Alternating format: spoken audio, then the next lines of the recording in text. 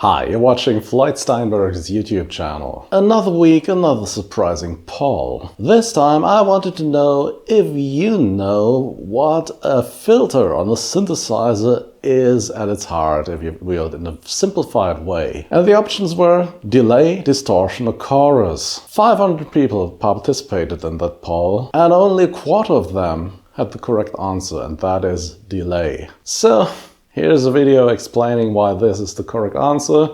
If you think that's interesting, please join me in the next minutes. Here we go.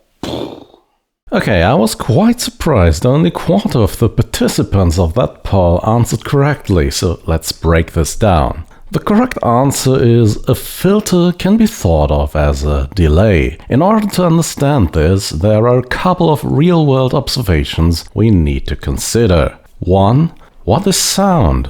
Sound is how our brain interprets changes in air pressure that are repeated periodically. The frequency at which these air pressure changes arrive at our ears determines the pitch of the sound you hear. For example, if you plug a guitar string, you can see it vibrating. The string hurls around some air molecules at the same frequency, and that motion travels through the air to our ears. The air pressure rises and falls briefly, and if that's repeated a couple of times, you'll hear a pitch. 2. A sound you hear is made up from a lot of frequencies at once. The foundation of sound is a pure sine wave, but apart from a synthesizer connected to a loudspeaker, no instrument or object on Earth can create a pure sine wave. You'll always hear so-called overtones. These are sub-oscillations caused by the properties of a material, your surroundings, the objects the sound source is connected to, so-called resonators. They'll add their own natural frequencies to the original frequency, thus shaping the characteristics of a sound. Every object on Earth has a frequency it gravitates to when oscillating. You'll most likely understand this when looking at the kalimba. The longer tongues want to oscillate at a lower frequency and the shorter ones at a higher frequency. When excited by an external frequency, they'll swing at both that external frequency and their own natural frequency, giving us a rich spectrum of overtones. 3. Phase cancellation. We can break down any noise or tone into the pure frequencies or sine waves it's made up from. There's an algorithm that does this, it's called the fast Fourier transformation, and there's FM synthesis, which takes a lot of pure sine waves and creates complex sounds from them through phase modulation. But we won't dive into this in this video, you only need to understand that any sound can be split up into its pure frequencies. In a spectrometer, you can observe the distribution of these frequencies. There'll always be a fundamental frequency that informs our pitch perception and a lot of other frequencies that shape the character of the overall sound. Each of these frequencies, viewed in isolation, can be depicted as a sine wave.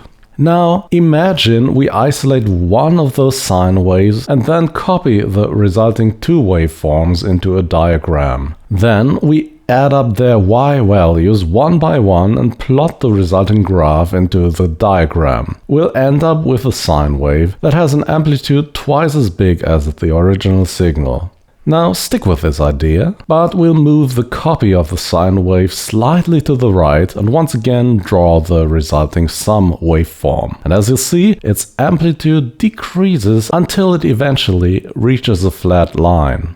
This happens when the offset of the wave is 180 degrees out of phase with its original signal, so the peaks and valleys perfectly align and cancel each other out. There's no sound there then.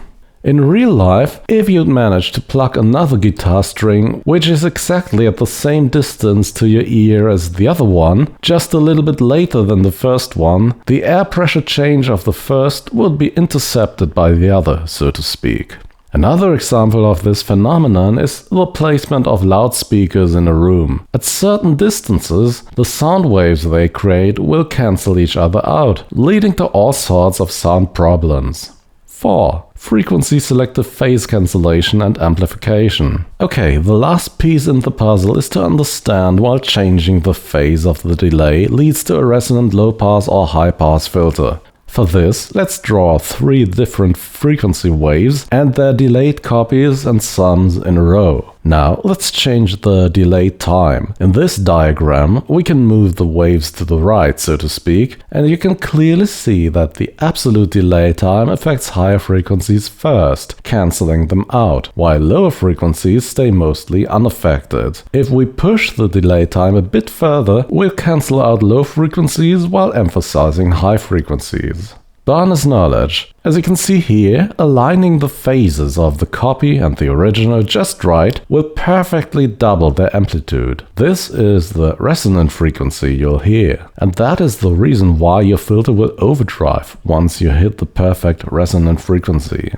Additional bonus knowledge: by changing the amplitude of the delayed copy of the signal, we can change the strength of the filtering effect. And by repeating the process multiple times, we can change the slope of the filter. Putting 2 or 4 of these delay lines in series is called a ladder filter with N poles. Interestingly, both analog and digital synthesizers use the same principle here. While on digital synthesizers they just do the math, analog synthesizers use an array of capacitors and resistors to slightly delay the analog signal and mix it back into the original.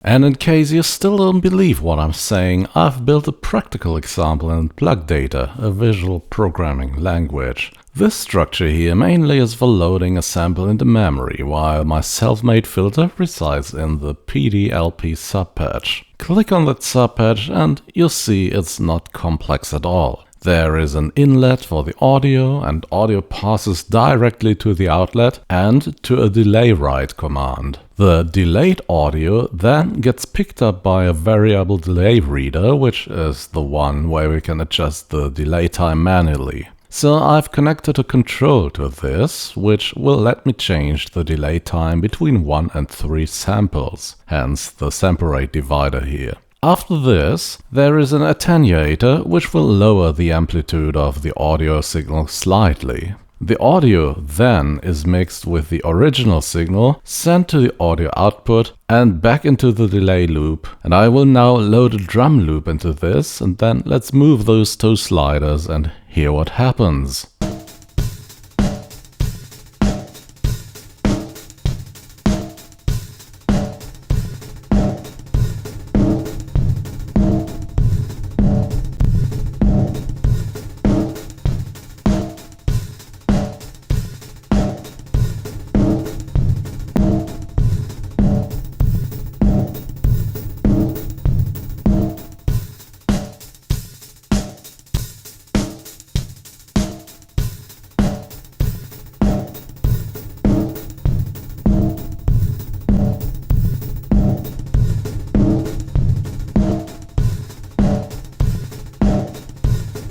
And there you have it, a working low-pass filter based on a simple delay line, QED.